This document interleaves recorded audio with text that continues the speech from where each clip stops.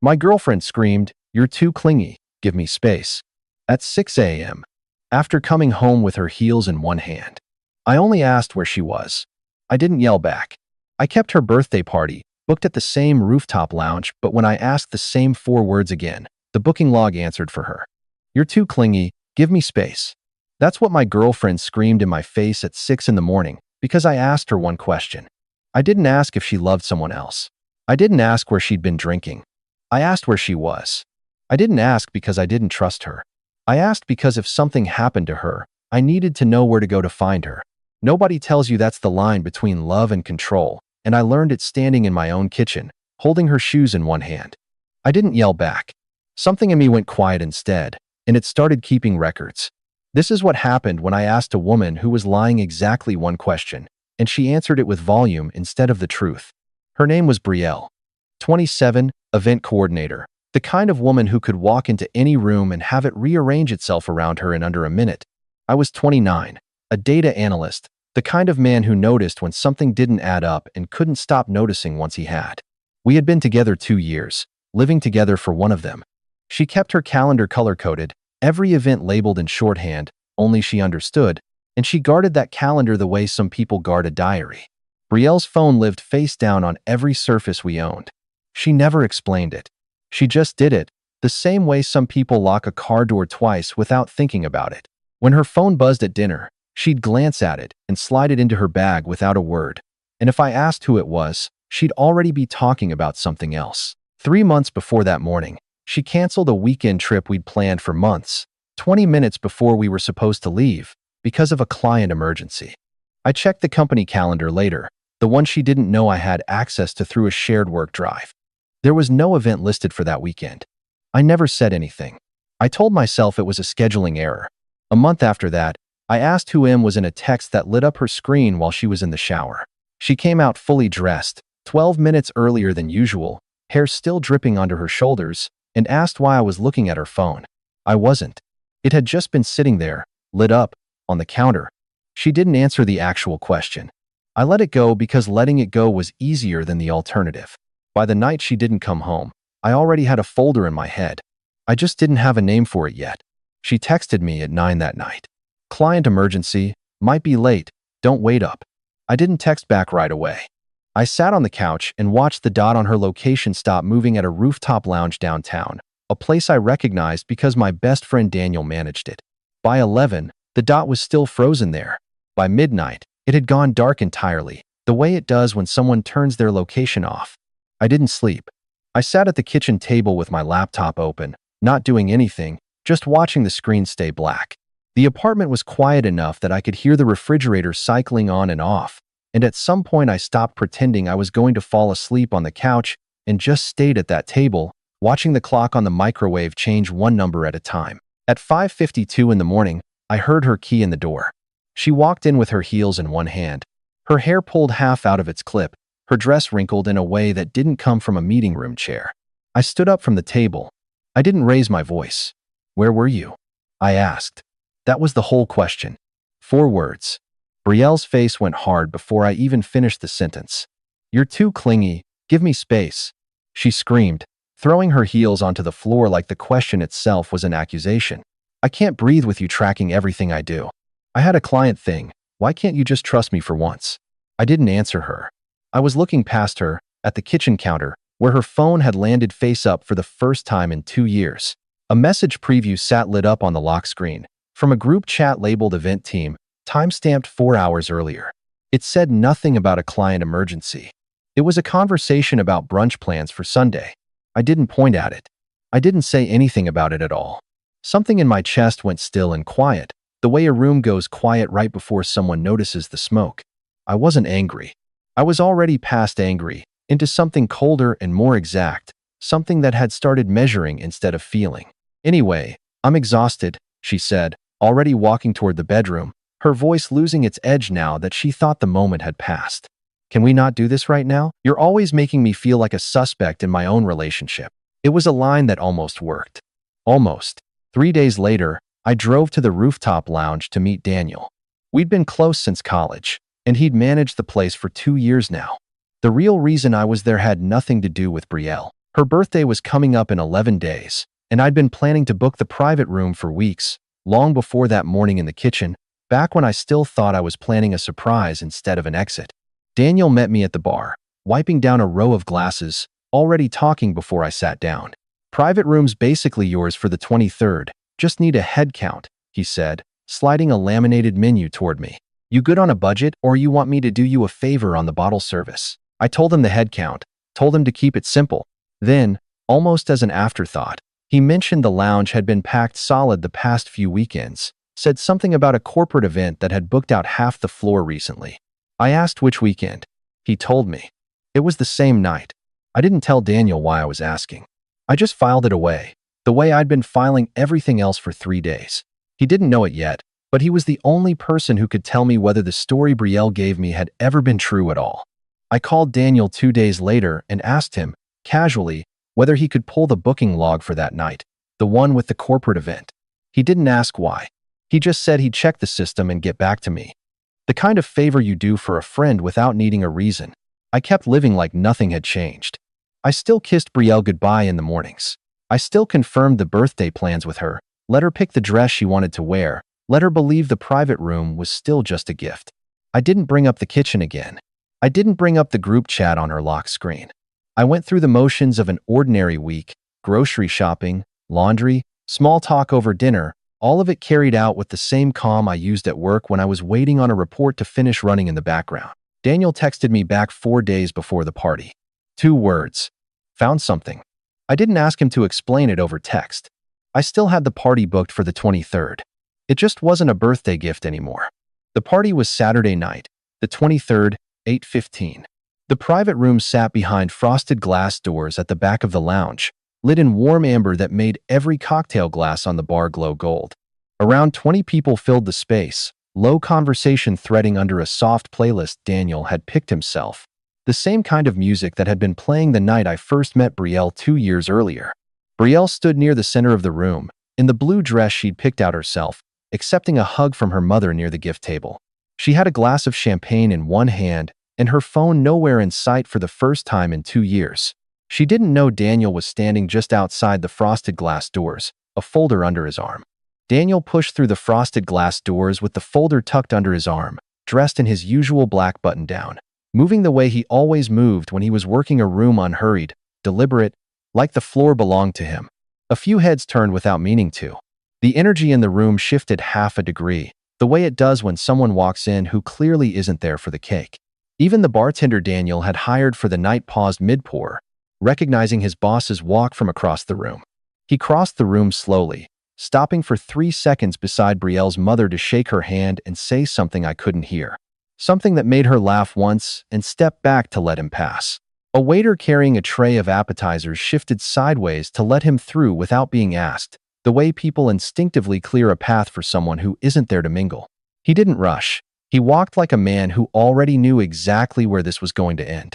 I watched Brielle's face change in 3 distinct stages before he even reached the table. First, the easy smile she'd been wearing all night, the one aimed at whoever was about to wish her happy birthday next. Then her eyes landed on the folder in Daniel's hand, and something behind her smile went still. By the time he stopped in front of her, the smile was gone entirely, replaced by a tightness around her mouth I recognized from the kitchen. I stood up from my chair before he reached the table. "Where were you that night, Brielle?" I asked, the exact words from 6 days earlier, my voice no louder than it had been then. She opened her mouth, and I already knew what was coming next, so I didn't let it land. "Don't," I said. Daniel checked the booking log. There was no corporate event in this lounge that night. There was a private table reserved under a man's name, for 2. A woman near the gift table set her glass down on the table without seeming to notice she'd done it, her hand pressed flat against her collarbone. Beside her, a man I recognized as one of Brielle's coworkers shifted his weight and looked down at his shoes, as if he already knew exactly which name was coming next. Daniel opened the folder and turned it so the table could see the printed log, his voice level and unbothered, the voice of someone who deals in facts for a living. "I run this place," he said. "There's no event under any company name that night. There's a reservation under Marcus Webb, table for 2, 11 p.m. to 1 a.m. The room had gone fully silent now.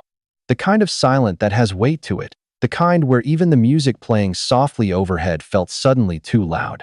And somewhere near the bar, a glass clinked against another, and nobody moved to apologize for the sound.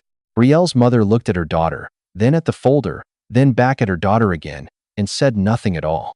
Brielle's hand was wrapped so tightly around her champagne glass that her knuckles had gone pale, the stem trembling just slightly against her palm. Somewhere behind her, the cake on the dessert table sat untouched, 20 unlit candles still in their box beside it. "I can explain," Brielle said, but her voice had lost the volume from 6 days earlier. There was nothing left underneath it to back the words up. Nobody in the room moved to help her finish the sentence. A few of her coworkers exchanged a glance across the table, the kind of look people give each other when they've just realized they've been covering for someone without knowing it. The glass slipped from her hand and hit the table, champagne spreading across the white tablecloth in a slow gold stain, and she just stood there and watched it spread without reaching for a napkin. Nobody else reached for one either. The scene ended there, on the stain spreading across the cloth, and on her standing perfectly still in the middle of it. I got the rest of it from Brielle's sister, Hannah, who called me the next morning. She said Brielle had left the party alone, in a cab, less than 10 minutes after the glass hit the table. Nobody had followed her out. Hannah said the group chat for the party cleanup had 3 messages in it by midnight, and none of them mentioned Brielle at all, as if the party had simply continued without her in everyone's memory of it. I didn't feel anything close to triumph when Hannah told me that. There was just one quiet sentence sitting in my chest. It was finally over, and I hadn't had to raise my voice once to make that happen. I spent that Sunday packing a single box of things from the apartment we'd shared, not because I was angry, but because there was nothing left in that space I wanted to keep using. By Monday morning, I had already started looking at one-bedroom listings on my lunch break. Brielle texted me the next day. "I'm so sorry. I should have just told you the truth." 20 minutes later, a second text arrived, and the tone had already changed. "But you didn't have to humiliate me in front of my whole family like that. You could have just talked to me privately." I didn't respond to either message.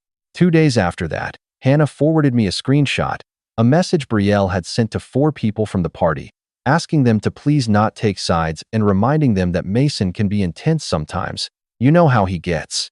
One of the 4 forwarded it straight to me without comment, adding nothing, like the screenshot spoke for itself. That message did more damage to her than the folder ever had. The people she'd asked to stay neutral started talking to each other instead, comparing notes, remembering small things they'd noticed over 2 years and never mentioned out loud at the time. One of them remembered Brielle leaving a different party early with her phone pressed to her ear, claiming a work call at 11 at night. Another remembered her flinching when someone joked about her being hard to reach on weekends. Within a week, 3 of the 4 had stopped responding to her messages entirely, and the 4th only replied to say she needed some time. Brielle tried once more, calling my mother directly, someone she'd met maybe 4 times in 2 years, to explain her side of things before I could. My mother listened politely and called me an hour later to ask, very calmly, who Marcus Webb was. She said Brielle's voice had cracked twice during the call, but never once said his name as anything other than a footnote to a longer story about being misunderstood. Brielle had brought a name into the conversation that nobody had said out loud since the party, trying to get ahead of a story she still hadn't actually told me. She still hadn't said one direct word to me about where she actually was that night, or why she'd built an entire fake emergency around it. She was managing her image with everyone around her, instead of answering the only question that had ever mattered, and that told me everything I needed to know about whether she understood what she'd done, or whether she ever planned to. Daniel called me about 3 weeks after the party, not to talk about Brielle, just to catch up on nothing in particular. Near the end of the call, almost in passing, he mentioned that a guy named Marcus had come into the lounge alone the week before, asked the bartender if anyone had seen a woman matching Brielle's description since the incident, and left without ordering a drink. Daniel said the bartender told him Marcus seemed jumpy the whole time, kept checking the door like he expected someone to walk through it, and left a 20 on the bar for a drink he never actually had. I didn't ask Daniel to find out more. He volunteered it anyway, because the bartender had also mentioned that Marcus blocked Brielle's number the same week as the party, right around the time her name started circulating among people who knew his actual wife. Daniel said one more thing before he hung up. He said the bartender thought Marcus looked like a man trying to make sure a story never reached his own front door, glancing at every couple that walked through the entrance, like one of them might recognize him. A month after that, Hannah told me, almost as an aside while we were talking about something else entirely, that the friend group from the party had started a new chat for weekend plans. Brielle wasn't in it. Hannah said it hadn't been a decision anyone made out loud in a meeting somewhere. It had just happened, the way people quietly stop, including someone once they've stopped trusting what that person tells them. She mentioned one more thing before we hung up. Brielle had shown up uninvited to a barbecue 2 weekends earlier, standing at the edge of the yard for almost 10 minutes before anyone noticed her, and left before anyone walked over to say hello. I didn't say anything back to Hannah about what any of that meant. I didn't have to. I moved into the one-bedroom by the second week of that month. 3 boxes and a mattress, nothing else yet. The first night there, I left my phone charging on the kitchen counter, face up, screen visible from across the room, and went to sleep without checking it once before I closed my eyes. I woke up the next morning and the phone was exactly where I'd left it, untouched, nothing waiting for me that needed an answer. I cooked dinner for myself the following Tuesday, nothing special, just pasta with whatever was left in a half-empty fridge, and ate it standing at the counter with the music turned up loud enough that I could feel the bass in the floor through my socks. Nobody texted to ask where I was. Nobody needed an explanation for why I'd been quiet for 2 hours. On Sunday, I went to the hardware store by myself, picked out a set of mismatched mugs for the new kitchen, and stood in the aisle for longer than necessary just looking at them because there was no one waiting on me to hurry up. The cashier asked if I wanted a bag. I said no, and carried all 4 mugs out in my arms instead, just because I could. It was an ordinary afternoon. It wouldn't have looked anything like this a year ago. Hannah called me on a Thursday evening, almost 2 months after the party, her voice doing that thing where she was trying to sound casual about something that clearly wasn't. Brielle, the woman who had once screamed at me for asking where she was now the one nobody bothered to ask about at all. There was a barbecue at Jenna's place this weekend, Hannah said. Same group as always. Brielle wasn't there. Nobody mentioned inviting her, and nobody mentioned not inviting her either. It just didn't come up. I sat with the phone against my ear and let her keep talking. Hannah described the backyard the way she always described things, in exact, unhurried detail, the kind of detail that made me feel like I was standing there myself. String lights ran between 2 trees, the way they always did at Jenna's parties. And the cooler sat in its usual spot by the back steps, half buried in melting ice. 2 folding chairs sat empty near the cooler. Chairs that used to be Brielle's spot every single time, and nobody had moved them to fill the gap. A 6-pack someone had bought specifically because Brielle used to drink that brand sat untouched in the cooler the whole afternoon, still wrapped in plastic by the time everyone left. Hannah said one of the women from the group, a friend named Priya who used to be close with Brielle, had finally said something out loud when Brielle texted, asking why she hadn't heard from anyone in weeks. Hannah read me the reply directly off her own phone because Priya had screenshotted the whole exchange and sent it around. "We're not avoiding you because of Mason," Priya had written back. "We're avoiding you because none of us know how many other things you lied about." Hannah said nobody in the group chat had argued with that message. Nobody had needed to add anything. I didn't say anything for a few seconds after Hannah read that out loud. There wasn't anger left in me to spend on it, and there wasn't satisfaction either, not the kind people expect when they imagine a moment like this. It just felt like something I'd been carrying without realizing how heavy it was. Something I'd gotten so used to holding that I'd forgotten what my hands felt like without it. And somewhere in that silence, I finally set it down. Hannah asked if I was still there. I told her I was. I asked her, once, how Brielle seemed when she found out about the chairs and the unopened 6-pack, whether anyone had told her directly or whether she just slowly noticed the absence on her own, the way absences usually announce themselves. Hannah said nobody had told her anything. She said Brielle had just stopped getting invited, one weekend at a time, until there was nothing left to be told.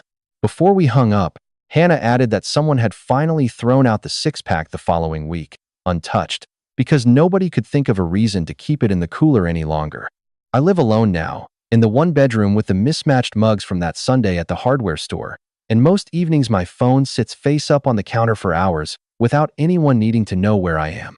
I don't check it out of habit anymore. I check it because I want to, and there's a real difference between those 2 things that took me longer than I'd like to admit to understand. Daniel still texts me about lounge bookings, mostly to complain about the wedding parties that run over their time slot. Hannah still calls sometimes just to talk about nothing in particular, usually about her own life now, not about Brielle at all anymore. Those conversations never circle back to that morning in the kitchen, not even by accident. I don't think about the question I asked Brielle very often these days, because I already know the only answer that ever mattered, which is where I am. I'm not wiser than I was 2 years ago. I'm just free, and those two things were never the same thing at all, not even close.